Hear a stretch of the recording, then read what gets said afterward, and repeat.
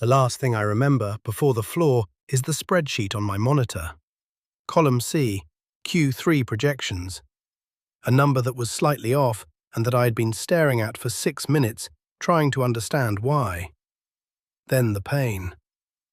Not the kind you read about, not a crushing chest, not an arm going numb. Just a wave of wrong, like every system in my body decided at the same moment that it was done cooperating. I went down. I know what happened next, only because a woman named Carol, my secretary of 11 years, a quiet woman who made excellent coffee and said very little, had her phone in her hand when it happened. She recorded 11 minutes and 40 seconds of video. In the first 40 seconds of that video, I'm on the floor.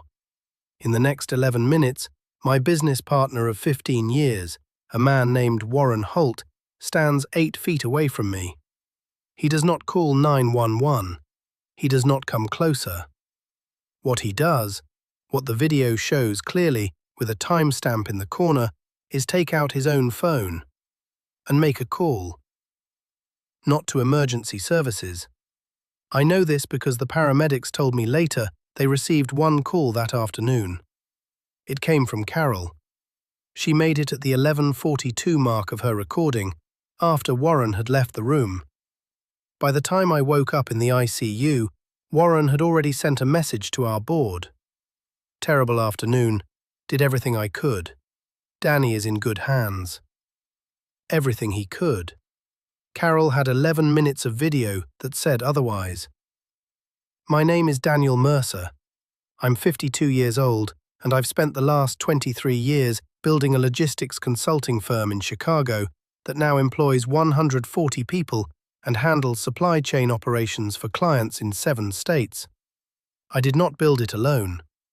Warren Holt joined me in year 2 when the company was 4 people and a shared office on the 14th floor of a building that smelled like old carpet. He brought clients, I brought systems. He was the face, I was the architecture. For 15 years the partnership worked because we each understood what the other one was. What I did not understand, what took a cardiac event and 11 minutes of video to fully clarify, was what Warren was when he thought no one was watching. I'm going to tell you this story the way it actually happened. Not the version Warren told the board. Not the version that circulated for 3 days while I was unconscious and unable to respond. The real version. With timestamps. Carol Simmons has worked for me since I had hair. She is 58 years old, precise and deeply unimpressed by most things. She makes excellent coffee because she pays attention to how people take it. Not because she was asked to, but because attention is how she moves through the world. In 11 years, she has taken 4 sick days. She has never once been late. She is not someone who films things. She is not someone who anticipates drama. She had her phone out that afternoon because she had been texting her daughter about a dentist appointment. When I went down, she didn't scream. She told the investigators later that she didn't scream because she wanted to hear what Warren was going to do. She hit record at the 11-second mark. I asked her once, after everything was resolved, why she kept recording instead of calling 911 herself immediately. She looked at me the way she looks at quarterly reports that don't add up. Because Warren was closer, she said, and I wanted to see if he'd move. He didn't move. Not toward me. Warren and I had built something real. I want to be honest about that because the easiest version of this story makes him a villain from the beginning, and he wasn't. He was charming, politically skilled, and genuinely effective at the part of the business that I was bad at. The dinners, the golf, the handshakes that turned into contracts. For the first decade, his version of events and mine were more or less the same. The drift started around year 12. It was subtle enough that I explained it away for 3 years. Warren began taking credit in rooms I wasn't in for work I had done. Small things first, a client strategy that was mine described as a joint insight. A restructuring plan that I had built over 6 weeks presented at a board meeting as something Warren had been developing.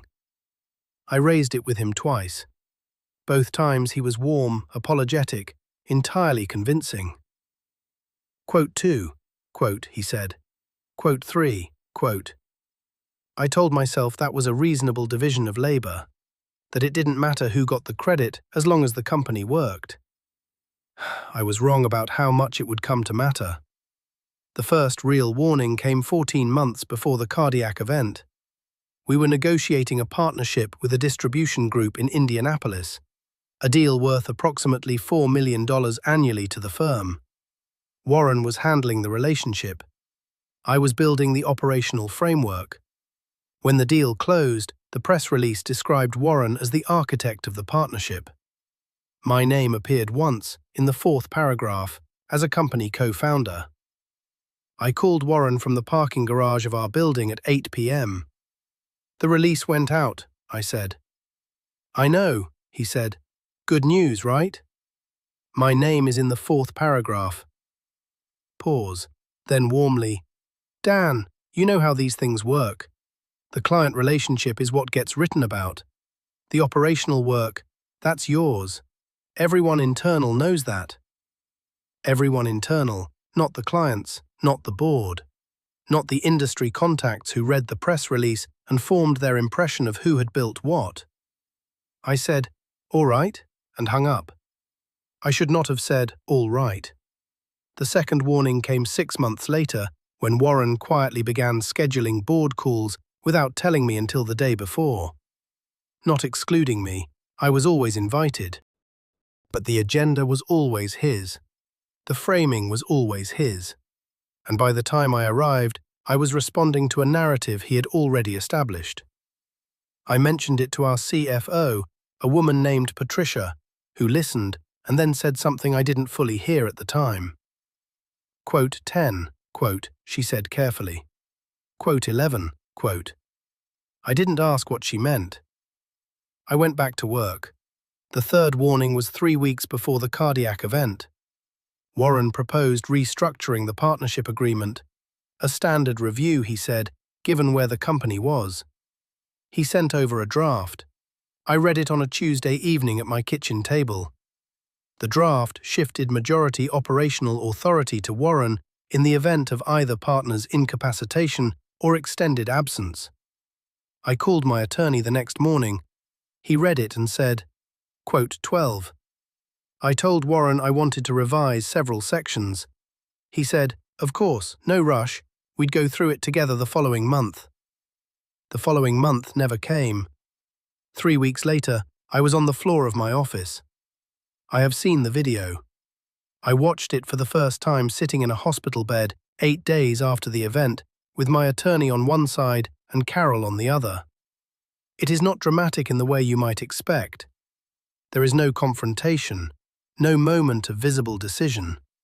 What it shows is something quieter and in some ways worse. A man doing very little, very deliberately, over a long period of time. The first 40 seconds show me going down. Carol's phone moves, steadies, finds the scene. Warren is at his desk when it happens. He looks up. He sees me on the floor. He stands. He does not come closer. At the 1:20 mark, he takes out his phone. The video doesn't capture the screen, but it captures his body language. He's talking. Measured, not urgent. At the 4:45 mark, he sits down on the edge of his desk, still on the phone. He glances at me twice. His expression doesn't change. At the 8:30 mark, he stands and walks to the door of the office. Not toward me, toward the door. He says something to someone in the hallway.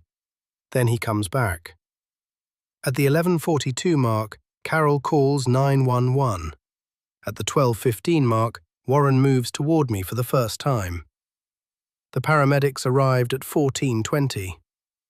I watched all of this from my hospital bed and felt something I want to describe accurately because I think the accuracy matters. I did not feel rage. I felt something more like the sensation of a calculation completing.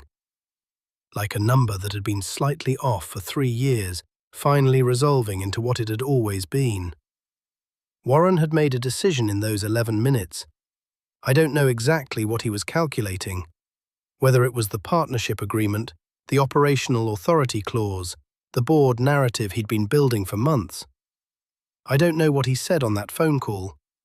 What I know is that he made a choice about whether to help me, and the choice he made was no. Carol did not tell anyone about the video immediately. This is the part of the story I find most remarkable, and I've thought about it many times since. She called 911. She stayed with me until the paramedics arrived. She gave them information calmly and accurately. She called my wife, Margaret, and spoke to her in a steady voice that Margaret later told me was the only reason she didn't fall apart on the drive to the hospital. She did all of this with 11 minutes of video on her phone. She didn't show it to Warren. She didn't mention it to the board when they called the next day with their condolences. She didn't post it anywhere or send it to anyone. She backed it up to 3 separate locations, and she waited. Waited for what? I asked her. For you to wake up, she said. It was your story, not mine to tell. I woke up on day 3. Margaret was there. My attorney came on day 4. Carol came on day 5 with coffee she'd made in the hospital's family lounge and a phone with a backed-up video file. She set the coffee on the table and the phone beside it and said, "There's something you should see before you talk to anyone from the board." I watched it. Then I watched it again. Then I looked at my attorney and said, "What do we do with this?" He said, "Anything you want." I did not go to the board with the video immediately. My attorney advised patience. Not because the video wasn't damning, it was, but because Warren had already established his narrative with the board, and the appropriate response was to dismantle it carefully, rather than dramatically. The first move was the partnership agreement. Warren had sent a revised draft to my attorney, a second version with the incapacitation clause worded even more broadly than the first, 3 days after I was admitted. My attorney called this aggressive overreach for a reason that only made sense if Warren had expected me not to recover, or not to recover fully. My attorney responded by requesting a complete financial audit of the firm going back 5 years. Not because we expected to find anything, because the request itself communicated something important about where I stood. The audit request went to the board. Warren objected. The board approved it anyway, because a co-founder requesting a financial review of his own firm is not something you deny without a very good reason. While the audit was being organized, my attorney shared the video with the board's general counsel, privately, with documentation of the timestamps and a note that Carol was available to testify as to the circumstances of the recording. The general counsel watched it in his office on a Thursday afternoon. He called Warren that same evening. I don't know what was said in that conversation. What I know is that by Friday morning, Warren had requested a meeting with my attorney. By Friday afternoon, his own attorney was involved. By the following Tuesday, the partnership restructuring discussion had been replaced by a different conversation entirely, about Warren's exit from the firm. The exit took 4 months to finalize. The terms are confidential, and I'll respect that. What I can tell you is that Warren left. The operational authority clause was never signed. The firm is still mine in the ways that matter. The board, once they had seen the video, were not interested in Warren's version of what had happened that afternoon. Not because they were angry, because they had watched 11 minutes and 40 seconds of a man making a calculation, and they understood what they were looking at. Warren gave an interview to a trade publication 2 months after his departure. He said the partnership had run its course and that he was excited about the next chapter. The journalist asked if the split had been amicable. Warren said yes. I read the interview in my office where Carol had filmed the video, where the spreadsheet with the slightly off Q3 number was still open on my monitor when I came back to work for the first time. I closed the interview tab, opened the spreadsheet, found the error in column C, a transposed digit, Simple. It had been there the whole time. I'm 52 years old, and I almost died on the floor of a company I spent 23 years building, while the man who was supposed to be my partner stood 8 feet away and made a phone call. I'm going to tell you the practical things first, because practical is what I'm good at. Know who is in the room with you. I don't mean that metaphorically. I mean the actual people in the actual rooms where the actual decisions get made. Warren was effective at ensuring he was in rooms I wasn't in. He was building a narrative for years before I understood that a narrative was being built. The signs were there. The credit that moved in one direction, the board calls I was invited to but not preparing, the partnership draft that arrived without warning. Document your contributions. I know this sounds tedious. It is tedious. It is also the difference between having a record and having a memory, and memories are not admissible in a board meeting. Keep emails, keep drafts with dates, keep the version history of documents you create, not because you expect to need them, because you can't know in advance when you will. And then the thing that is harder to make practical, but that I think about most. Carol Simmons had 11 minutes of video that she chose not to use until I was awake and could decide what to do with it. She made that choice on her own, without being asked, out of a conviction that my story belonged to me.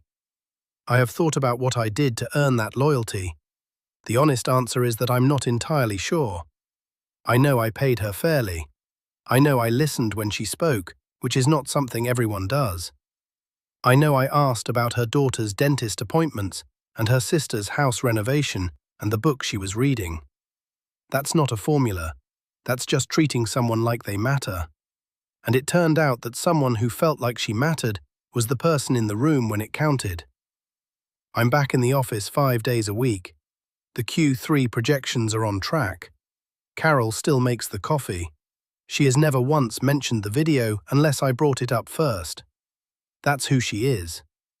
Tell me where you're watching from today, and if you've been in a partnership, in business, in life, that has been slowly building a version of events that doesn't include you. Start documenting. Your story belongs to you. Thank you for being here. Daniel Mercer, Chicago, Illinois.